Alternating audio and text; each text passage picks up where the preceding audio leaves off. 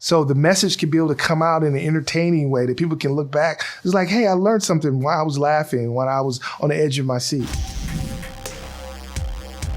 So the first thing I wanted to ask you was, I know you co-wrote this script. Were there any threads from George Foreman's life that you wanted to make sure were highlighted that maybe weren't in the original version? Yeah, the why, what was driving George. And I just remember him talking about the moment of when in his youth, everybody wrote him off. Nobody from the Fifth Ward goes anywhere. Or when he comes to school dressed a certain way, the teachers will just pass on him, don't even spend time. How can anybody write me off? And just that emotional through line really stuck with me. I understood that, coming from Milwaukee, Wisconsin as an African-American young man, I wanted to make movies. I wanted to direct as a young teenagers. All my friends in Milwaukee was like, no directors come from Milwaukee. So I was just like honored to be able to, have this experience and understand that. I wanted to have that in the material to understand that through line throughout his entire life. I'm very curious, what was your collaboration with George Foreman like on this, if anything? And were there any areas where you two kind of disagreed? Yeah, that was in terms of, there was an earlier draft early on and just trying to get to George as close to his life. I remember in the earlier draft, Archie Moore was a very connecting tissue in the narrative. And George made us aware Archie was there, but Doc Brodus was something that was very important in his life. He met him in the Job Corps. So Archie went a step back, Doc Brodus went up just from having conversations. And that was something that was very interesting because watching the Doc Brodus documentary, Doc just said all George wanted was someone to take an interest in me. And that was part of the story. Don't judge a book by its cover. You know what I mean? And George had a lot more potential than everybody felt. And that's something great as a director. You can always make a call if you need some details while you're shooting. But that was how it was early on in the script phase. And I think this is going to be such an inspiring film for people to watch, whether or not they know about boxing, whatever their relationship with faith might be.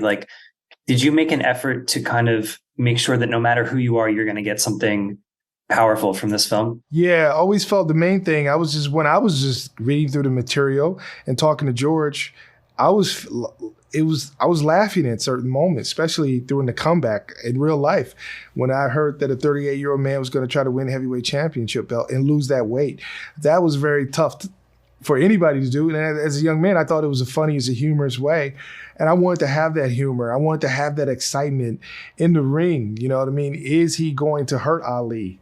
Oh, how's Ali winning? Being on the edge of your seat. Can he fight 5 guys in one night? These are the things that George did in his life. And that's the roller coaster of excitement, of suspense, and also of humor that I wanted to have.